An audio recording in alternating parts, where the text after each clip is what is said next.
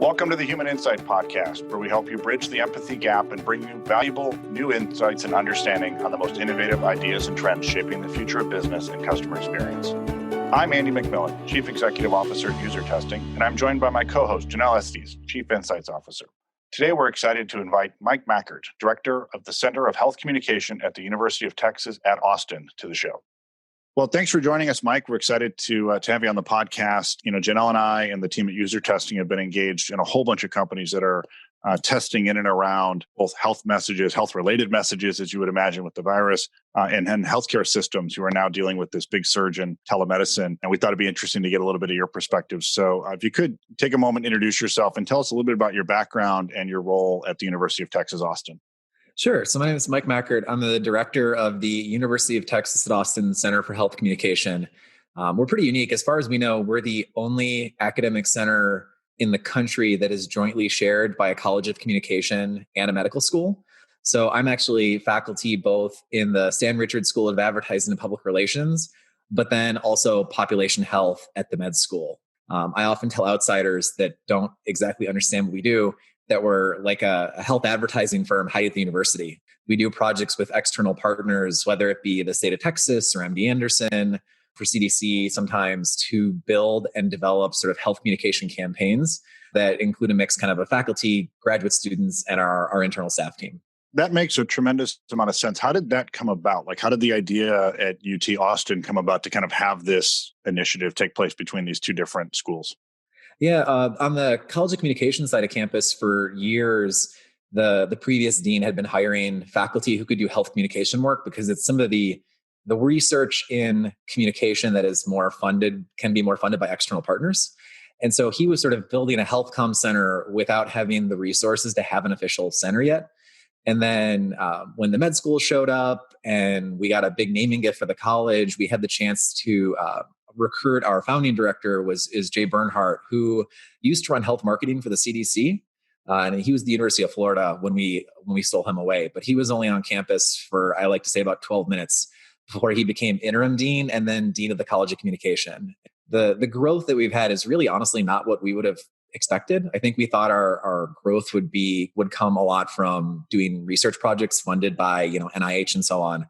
And really it's turned into kind of the practice of our center doing the work. And so we've gone from 3 staff 3 years ago when I took over to 16 now, but that includes 3 graphic designers and a web developer and a copywriter, because they're the people who are doing the work, guided by some of the research and expertise of the faculty and grad students.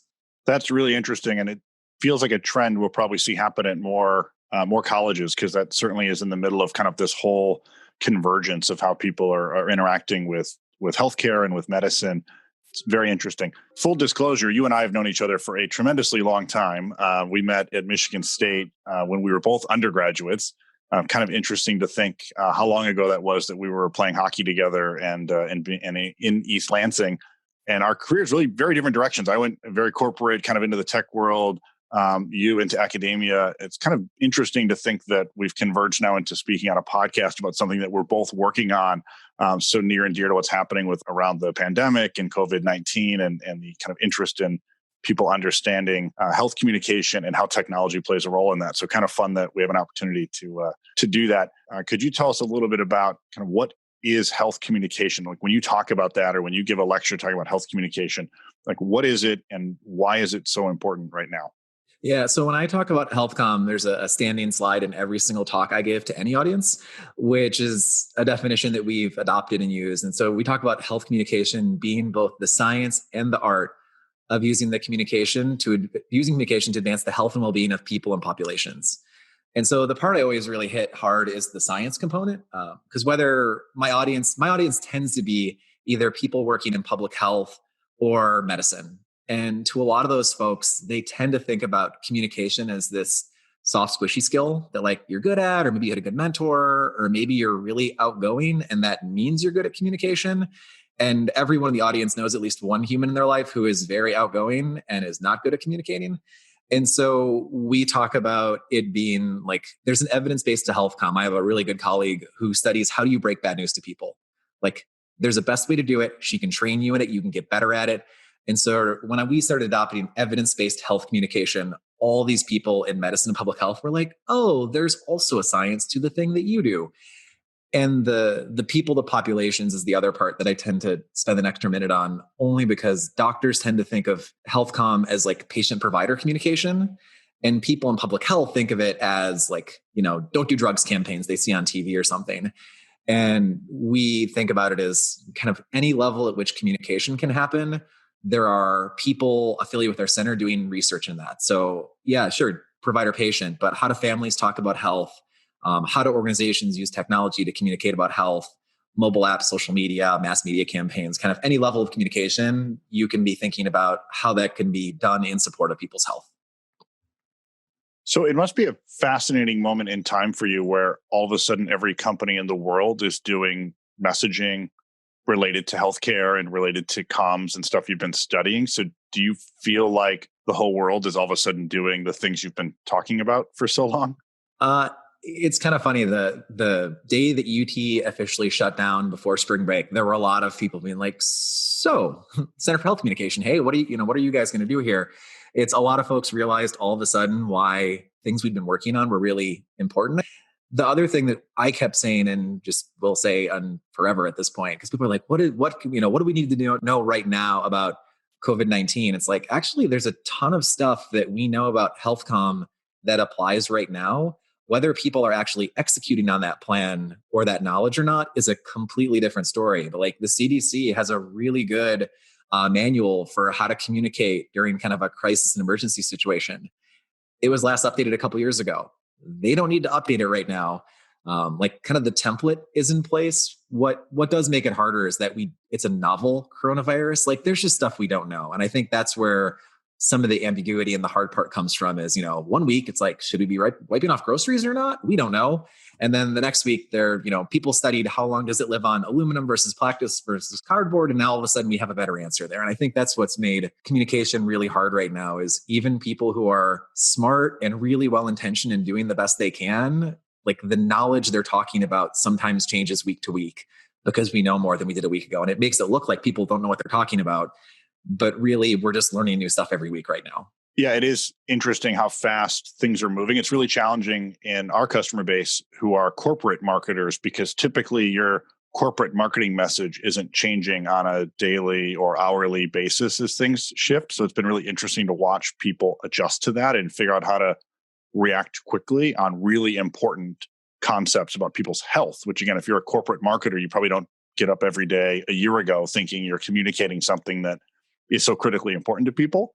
So that's been really interesting to watch. And I do want to get into telemedicine a little bit because we've seen that coming way up. But before we do that, I was seeing on your Twitter feed, you were talking about some PSAs and things that you and the team there were reviewing and kind of looking at how people talk about things like social distancing. Can you tell us a little bit about the work you all did there, what you found in reviewing some of these PSAs and the way people were communicating kind of health best practices and some of the things you've studied before?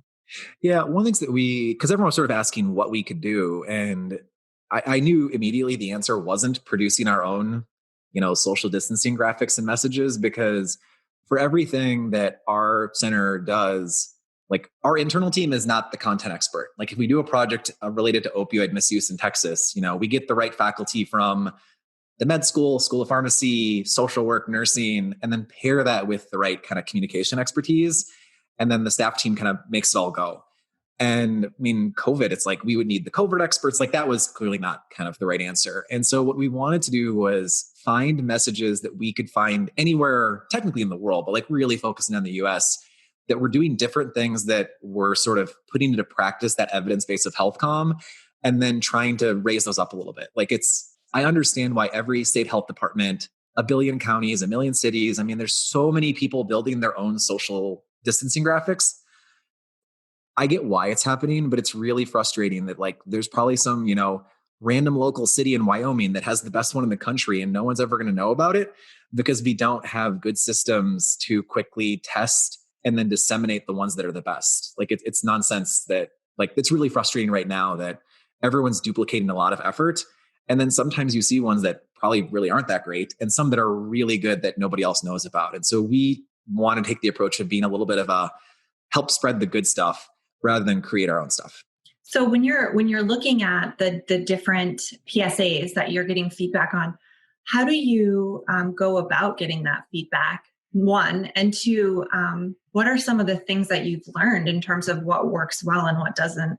And so one of the things that we were working on is I talk to my students all the time about like the theories that we use to build messages. And, a bunch of undergrads start rolling their eyes as soon as a professor says theory. But I always tell them theories are just tools to do a job more quickly, more consistently, and more effectively. And so there was a really good graphic, and it looks like a photo from like actually a bad stock photo from a cell phone ad, where it's like 3 dudes in a bar and they're yelling at the guy's phone like they're watching sports on it. And like the little graphics show that like one guy is like going to see his grandma later that day, and one guy has an undiagnosed heart condition. There's like little kind of like thought bubble things around each guy. And we liked it and wanted to raise it up because there's an idea in health communication that one of the ways you can get people to change their behavior, hopefully, is helping them understand either how susceptible they are to something or how severe it would be if this thing happened to them. And so if you're some random 20-year-old, like you don't think this is very severe to you probably, because especially early data was that it affected elderly people. So trying to say it's not just about you, it's about your grandma. Or, there's risk factors that make it worse, but you might have an undiagnosed condition that actually puts you at risk. None of those are going to work for everyone. But so we weren't even collecting data on those. We were looking at it with sort of the things we know about what works for messages generally. And then when people did it well, we were like, oh, this one's doing a great job on this particular element of making sure people feel like they have agency in their actions at a moment when we don't feel like we have a whole lot of agency at all. So trying to frame things in a way that they can take control of their health. Got it. So you're kind of using heuristics that to work well. So in terms of communicating health related information, one of the things that we've been talking about at UserTesting is that in situations like we are in currently with a global pandemic, is that people's stress levels are super high. And we know that when you're stressed out or when there's something that is sort of taking away some of your attention, that you have less ability to really process. I think the average US citizen reads at I think it's the 8th grade reading level, and a lot of people read lower than that. So do you guys have any heuristics, or did you get any data around perhaps how people are comprehending some of this messaging in this time of stress? Yeah, so a lot of my research personally is focused on health literacy. So this kind of idea, better understanding of how do people find health information, understand it, use it, communicate about it. And, something around the last national survey was that around 1/2 to 1/3 of US adults struggle with health information. And that's on our best day when we're not all stressed out. I mean, in moments like this, even people who normally would be great are going to struggle. The information we're getting right now is really complex. So we're all functionally struggling with health information right now. And so one of the principles of doing that work well, probably 8-10 years ago, everyone was starting to get the memo of sort of plain language, go for an 8th grade reading. That was what everyone was getting. What I personally have been working on, and it's really from sort of accidentally landing in the school of advertising, I think, where a lot of people don't care, advertisers don't necessarily care if you know at all why you're doing something. It's all about engagement and persuasion. And so it helped me think about this good mix of engagement, persuasion, and education. All my years of doing this, no one's ever been like, could you please make this health information more complicated? And so we try to focus on creating engaging messages that are as simple as we can manage. And then even if you're a person who struggles with health information, that extra engagement that comes from a great visual, novel content, whatever it is, can help them kind of engage enough to then make sense of it and hopefully use the information in a way that can support their health. Got it. Our worlds are weirdly aligning. I got my graduate degree in human factors and information design, which basically is taking how people think and what their strengths are and weaknesses, and using that knowledge to apply it to design and experience. And my project at the end of the program was around health literacy. And I looked at, I don't know if you remember, it was called the Partnership for Clear Health Communication. And there were a bunch of companies that signed up to be part of this partnership. And to be part of the partnership, you had to produce content at a certain reading level. I think it was 7th or 8th grade. And so my project was to go through and look at their content and actually evaluate the literacy levels of it And what I found was that basically no one in the partnership was actually adhering. So it's really interesting because there's some lip service around it, I think, but also it's just like, it's hard to make things easy to read and easy to comprehend. Yeah. And it's interesting too. So I had a project, I got to interview people who design direct to consumer drug ads. And this was years ago. And I think it was Pfizer had a program at the time where if you touched a Pfizer brand, you went through a clear health communication training program. And when I interviewed those folks, like they had seen the videos I would use to teach my students about health literacy. But in that case, it was actually sort of government policies and fear of being sued. Like the system was set up to make them not even use the training they'd been given. Like they know it's dumb to say, talk to your doctor if your family has a history of renal problems. Like they know no one knows what that means. And if you said kidney, it'd be way more people would understand it. And there's still a doctor there who can ask the actual questions. But they in the interest of policies that are about like sort of thorough communication, you're making people not even be as good at this as they could be. And so I think there's a lot of good that could be done from kind of thinking about unintended effects of well-intentioned policies like that actually make the communication worse than it could be. So, Mike, how do you test the ability for people to comprehend that? So when you run a study or you run an evaluation on how folks are doing, and you're trying to understand if people really comprehend these complicated things. Like we see two basic problems. One, people don't want to appear that they didn't understand something. So you have to figure out how to test that. And then the other is, especially around health-related information, self-reporting is, people are skeptical of that. We all claim to floss every day, and some do, some don't. We all claim to go to the dentist more often than maybe people really do. So how do you recommend folks actually test that the message that they're putting out there or the survey that they're running is really giving them quality data in an area that's kind of personal to people? We tend to misrepresent the data, and we also tend to act like we understand more than we do. I mean, I know when I'm Googling my health problems, I'm fairly certain I'm getting it exactly right, like I'm sure most people are. So how do you evaluate if people are really understanding those things? Yeah. So one of the goals is to be as sort of objective and sort of test people if you can. And so in health literacy, one of the ways you can assess people's health literacy is this tool called the newest vital sign. And you basically give people the nutrition label from a container of ice cream, and then you ask them 6 questions. Like if you ate the whole container of ice cream, how many calories would that be? And it makes them find the right information, do a little bit of math, tell you back. And other people will do like sort of, how confident are you filling out medical forms? And we've actually given the same people both assessments, and they don't overlap all that great. And there's some people who like ace the objective test and then rate themselves as not that health literate, which probably is a sign they know enough to know they don't know everything. And there's other people who do terribly on the test who then rate themselves really highly and everything in between. And so I, as a person, tend to prefer the more objective tests when it's possible to do that, because people's self-reports are all over the place and they're really hard to interpret, not even counting situations like, did you wash your hands the last time you used the bathroom? Where norms and stuff, I mean, there is only one correct answer. And I've done projects where we've had students sit and watch people go to the bathroom and wash their hands afterwards, and to test kind of the efficacy of hand hygiene promotion campaigns. And so the numbers you get when they self-report are not the same as objective measures. So I have to ask, this is pre-COVID, but how bad are we at washing our hands as a society? Oh man, this is a project we did like 8-9 years ago, which it's funny because it's like why research in general is useful, because now all of a sudden we have a campaign that works in hospitals that's useful. And the baseline stat was something like 2 out of 5 people don't wash their hands after they go to the restroom, which was really horrifying. But I do a thing, and when I'm giving public talks, back when public talks were a thing, where like I'd ask an audience of 400 people, like, how many of you washed your hands the last time you went to the restroom? And all 400 people, every single like no one has ever not raised their hand when I've asked that question in public. And I've seen people in the front row who I knew didn't, because I saw them go to the bathroom before my talk. And I don't like publicly shame them or anything, but it gets to that idea that people's self-reports are just not what you can get from observing people and from kind of more objectively testing them in a lot of ways. Makes sense. All right, I want to shift gears a little bit and talk a little bit about telemedicine. This is obviously a thing that's just completely taken off.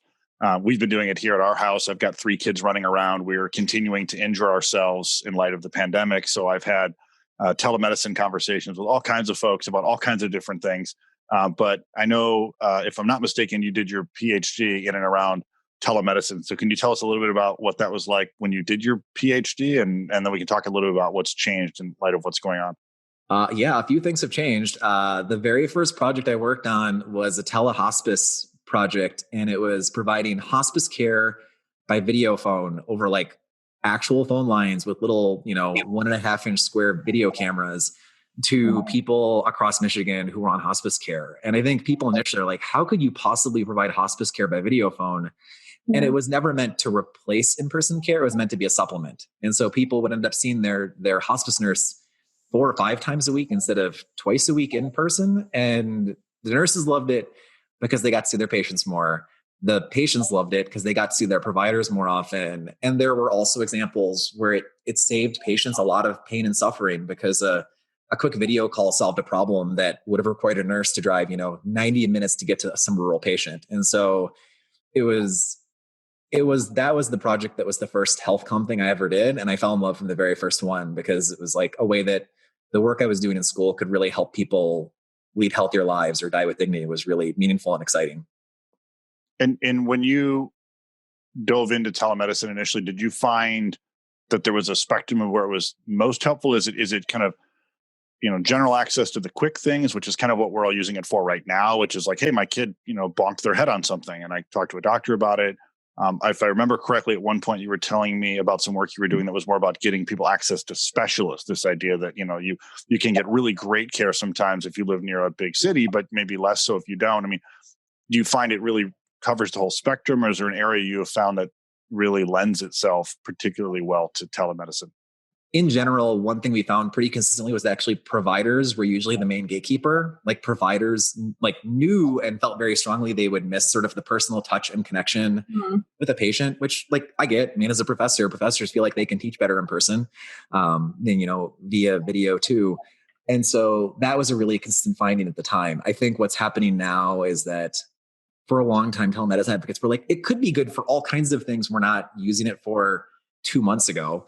Because, you want to bring your kid in for the bonked head or whatever. And now this is sort of forcing adoption of telemedicine by a lot of reluctant organizations and providers and for specialties and situations that wouldn't have seemed real perfect for before. So I think we're going to come out on the other side of this with much broader usage of telemedicine and people being like, oh, wow, that care is either as good or it's better, or a lot of people rethinking what telemedicine can actually be good for, and where we're going to go back to more traditional models of care because telemedicine sort of was a fix but not a good enough fix in the long term. And we did some work just to try to understand people's perceptions around telehealth. And there were folks that we talked to that were currently using telehealth, those that were hesitant. And then those who actually just recently adopted just due to the COVID pandemic and realizing that they didn't want to take the risk of going into an office. One of the perceptions that people have, though, of and their hesitancy around using it is quality of care. Part of me wonders, is this something related to communication that providers could be doing a better job of ensuring that people are going to get the same quality of care? Because it sounds to me like you believe that the quality of care is the same, if not better, through telemedicine. The goal was always either to provide sort of equal care at lower cost. It was like this trade-off thing at the time when people were doing this, of their own free will. I think a lot of it right now, the two things that come to mind is one is there's a lot of telemedicine happening that we didn't plan on. It's sort of like when people say colleges started teaching online this semester. It's like, no, we were crisis teaching after spring break. No one planned on this and we had a week to try and figure it out. That's not online education. That's kind of crisis education. So I think that we're doing crisis telemedicine right now, not telemedicine on purpose. And so I think the telemedicine itself will just continue to get better as people get better at it. And then I think it's also expectation setting. I think providers or organizations can do a really good job helping people understand what this telemedicine thing is going to be like, what's going to be different, what's going to be all the things to just make it easier for people to kind of get what they thought they were going to get, which will lead to people being satisfied. If they have realistic expectations, they're going to be satisfied. Yeah, my experience with telemedicine during this has been, I think I could get better at it. And maybe so could my doctor. We were both kind of figuring it out together. I was with my 3-year-old, the first one I did. And so it's as much with me as it was with her, the dialogue. And I felt like I was this critical communications component as part of this whole thing. She actually ran into our kitchen island and split her cheek open. Oh, And then this doctor's asked me questions like, well, how deep is it? I'm like, I don't know. Like, and I'm like putting her face in front of the camera and she's like, stop it, Dad, stop it. Like the whole thing, like I wish I had a recording of that call. It was kind of a little all over the place, but also great. I mean, we would have been doing the same thing in person. Yep. But it was very interesting how I felt like all of a sudden I was like a physician's assistant in training, trying to like manage a squirmy patient in my lap that I'm like pushing in front of a camera. We kind of made it work, and we got some good advice out of it. So it was worthwhile. And it was like all that saved time of not taking her to actual clinic and all this stuff there. Like it's what would there have been slightly better care in person? Maybe, because they could have like looked at it or whatever, but like I'm sure you're much happier with the way that went than all the other nonsense you would have been doing. So yeah, it was certainly worthwhile. I will say it was very nice with an injured 3-year-old not to have to get in the car, drive somewhere, and try to keep her occupied in a doctor's office waiting room, and then to go into the next room we wait in and all of those things. It was remarkably timely. It was kind of a 10-minute interaction right there in our house. But I do feel like there's a skill set on both sides of that equation that over time, if it was something I did regularly, we'd get better at. It might be something in a lot of cases I might really prefer. I think that's also where, doing good research on all these telemedicine implications would be really handy, because people are going to experience on the patient side benefits of telemedicine they wouldn't have anticipated or thought about. I remember one of the people in that hospice project, she said she loved that every time she was going to see her nurse on the little video camera, she's like, I make sure I'm looking all good that day. Like it was fun for her. And I don't think anyone would have been like, this is going to be a fun system or a fun part of, but it was like, she really thought the calls were fun and that was meaningful to her. And so it's only in the course of people, I think, doing these visits and the programs running for a while that all these extra benefits are going to start to pop up that will just become part of the way people make the case for telemedicine going forward. So maybe as a last question, communicating health information is so important right now.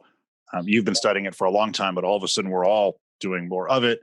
We're going to continue to do more of it, I think, for a while. Do you have any thoughts on kind of the best ways or best vehicles? I mean, is this better over digital? Is it about getting in front of people at the right moment? Like, what are some of the kind of tips you would recommend for folks that maybe don't have a long history of health communications, but all of a sudden find themselves thrust into the role of communicating health information? The two things that come to mind, the first one is what you said, kind of the right information at the right time. Like in a lot of ways, it's not any different. Like I teach my advertising students general advertising stuff, and then I make them do at least one health project, even in a normal advertising class. And they're like, oh, like it's the same thing. Like, there's bits of health com theory and things, but this idea of, user experience and understanding your target audience, media habits and all that, like some is the billboard, sometimes it's a mobile ad. Like it's not fundamentally different. People are going to be good at this. I think the other thing though, for people to be really aware of is that like health comm or communication broadly is not always the solution. Like sometimes it's a policy thing that needs to change. And, drunk driving is a really, really good example that for a long time, people were going to try and communicate their way out of drunk driving. And eventually it's a policy solution where there's just much harsher penalties or that's why texting while driving is still a problem. Like we keep showing people scary car crashes. And then 5 minutes later, people are texting while driving because they're like, well, I'm good at it, not like the person in that ad. And so just trying to be realistic with what communication can do versus where we actually need more of a policy solution or other solutions that aren't communication. I think that makes sense. Well, this was really interesting. I really appreciate you spending time with us. This is top of mind for so many people right now. And to have somebody who's been studying this for so long and working across both a health college and an advertising college together is really quite unique. So we really appreciate you making time and chatting through this with us. It was great to be here with you guys today. Thanks for tuning into the Human Insight Podcast. Want to keep the conversation going? You can visit our podcast hub at usertesting.com/podcast and check out past episodes. If you haven't already, don't forget to subscribe on iTunes, Spotify, or Google Play so you never miss an episode. And if you enjoyed today's show, please tell a friend and leave us a rating on iTunes.